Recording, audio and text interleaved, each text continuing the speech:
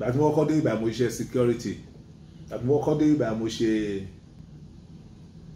yes security. Mo ṣiṣẹ́ ní Yosemite, then mo ṣiṣẹ́ ní Amazon as a security officer. I know some people will say, oh, as an actor. Come on, there's nothing like that in America. When you come to America, you work hard. You work hard, and if you don't want to work hard, you work the other way. You go into fraud. Orúkọ mi ni Big Boy Joko Toye.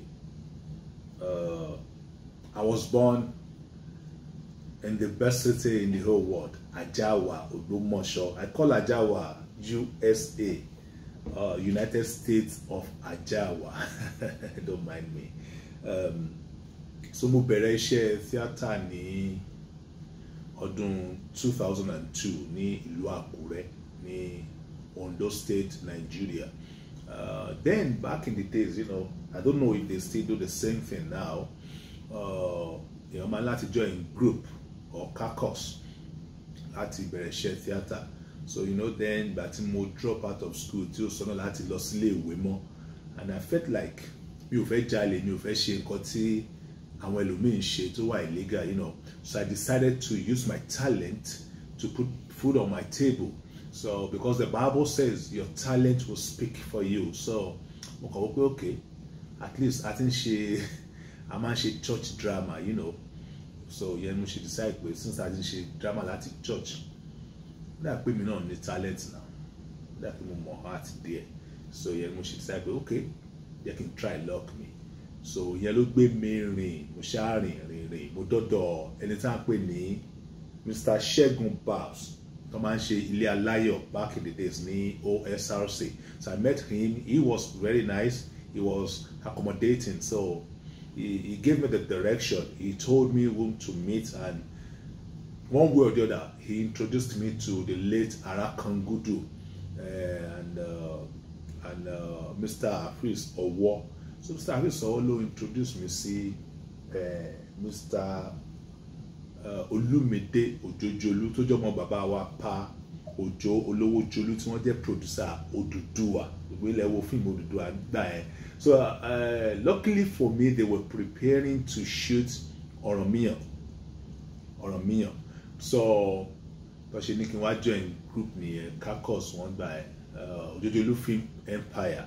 Èmi ò dẹ̀ lówó 15 no charge mi gbà ẹ́, èmi sì mi ò lówó school san. So 15 gan àti rí jẹun gbà ẹ́. It was a big deal. So one way or another, wọ́n ṣàṣàánú mi pé tí n bá ti lówó yẹn kí n máa san díẹ̀díẹ̀. So I was at the audition somewhere in Ado Ekiti, Ekiti State. So the audition, wọ́n dẹ̀ mú mi fún role Oromiyan. So my journey started that day. Right from the audition, ibẹ̀ ni ìbẹ̀rẹ̀ ìrìn àjò mi sínú iṣẹ́ theatre, ibẹ̀ ló ti bẹ̀rẹ̀ tí mo fi di ẹni tó wà nínú iṣẹ́ theatre lónìí. Well, láti ọdún 2002 tí mo ti bẹ̀rẹ̀ iṣẹ́ theatre, I've only produced 2 movies, and the first one, Èpè Àná, ó wà lórí YouTube. It was produced in 2012, and the second one was produced here in America in 2017, Mr. Roland. So you know wà lórí YouTube. By God's grace, for now, we're preparing to do something better than what we've done in the past. So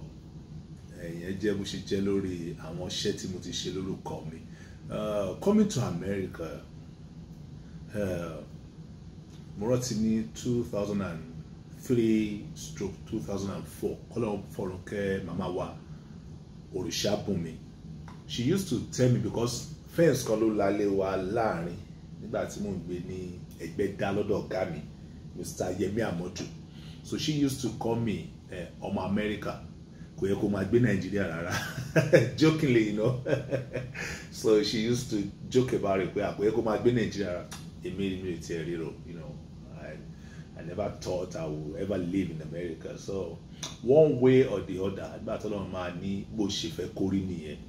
So 2015, I applied. Somebody in Texas invited me, a group of people, a group of Nigerians. They invited me for an award, but wọ́n deny me ní visa. And the same year, towards December, I applied again, and to God be the glory of me visa. I found myself in America January, but Kunshi group alone invited me this time around. It was on the normal of my personal thinking, people fellow visit America. So, and I found myself in America January 2016. You know,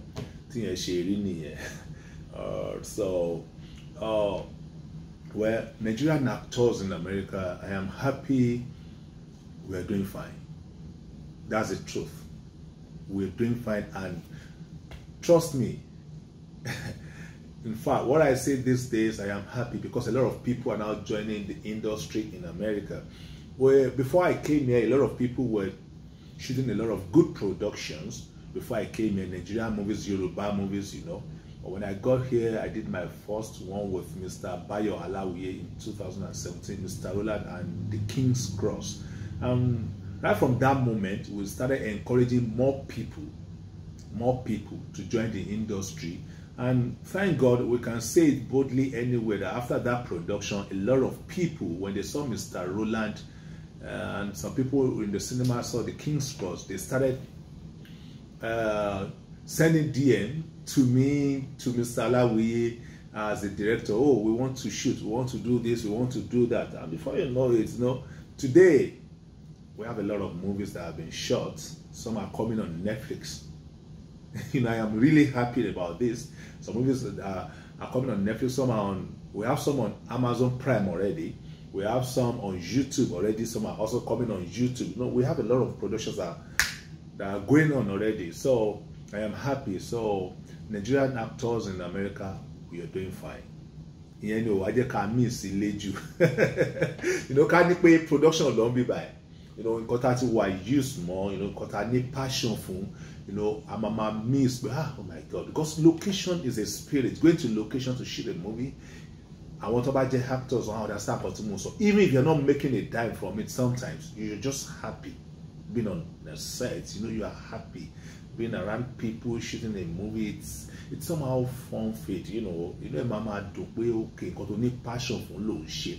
So, you know, for you to now live in America, come see production, come see location, you know, go to what I used to. Because before I came to America, she shared her except entertainment. So, but thank God I'm doing fine. I'm doing fine. I was in school. I'm still in school in America right now because I didn't complete my education in Nigeria. I dropped out. So, but now I'm doing fine. And presently, I work with a pharmacy where we distribute medication to homes and hospitals. So, that's more called by Moshe security. That's more called by Moshe. Yes, security. Moshe ni Yosemite. Then Moshe ni Amazon as a security officer. I know some people will say, "Oh, as an actor." Come on, there's nothing like that in America. When you come to America, you work hard. You work hard, and if you don't want to work hard, you work the other way. You go into fraud, and you get. Yeah, as an actor, I am fulfilled, and I am happy. Me regret when we go into acting. Me regret it. Me regret it. For a minute like this, although it was tough when we started. It was really, really tough. I remember in 2008, I was going to stop acting. I ran away to my mother's country, Cotonou. But, you know, my family back there, I don't want to talk shit. Okay, but I came back to Nigeria because my brother, Sadiq Adebayo, Omo Dadiwa Ogabelo, encouraged me to come back. So I came back to, I went back to Nigeria. Let's continue acting, and 2 years later, God used my friend, my very good friend, my sister Toyin Aimaku, Toyin Abraham Lenny, Yawo brother me from the same hometown with Bomosho, Kolawole Ajemi. God used her for me in 2010 to Yari Konle with Nati play lead role. Film to Sheba Ikudoro. So from that moment, Ikudoro Elolong low for me. So me will regret pé mo jẹ́ actor. Then back home, you said my connection with other actors back home. Well, ó dán mọ́rán with, I would say ó dán mọ́rán with àwọn tá a ti mọ́ra kí n tó kúrò ní Nigeria, you know. People that were, when I left Nigeria, a lot of new actors are now on the screen, and I'm happy for them, to be honest. A lot of good talents are out there now, both male and female, and I'm really, really happy for them. So, but for those that we have known each other before I left Nigeria, we're doing fine.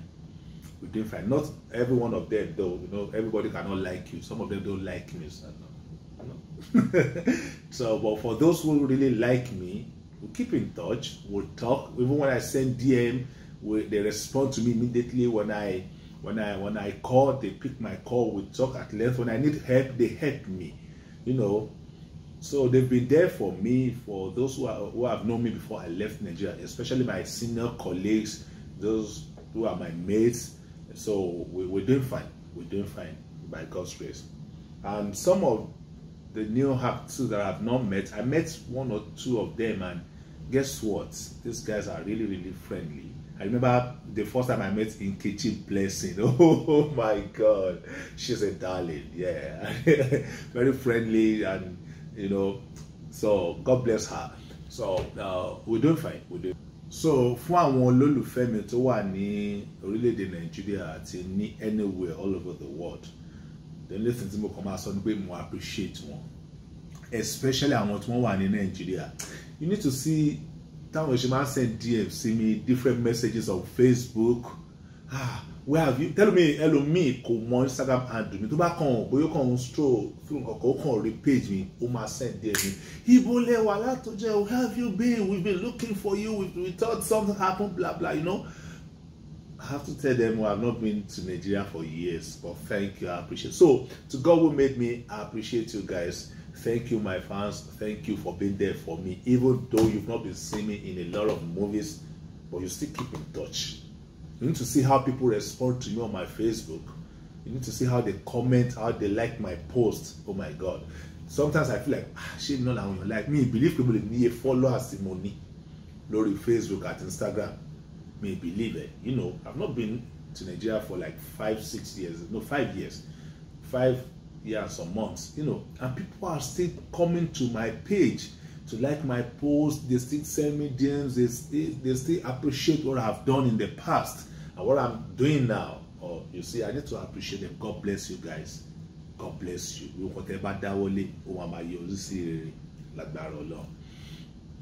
Yeah, I am married. I am married to the best woman on earth. Adetokunbo Aya Big Vi Oreoluwa Jokotoye. My woman is from Ijebu. So we live together with our children.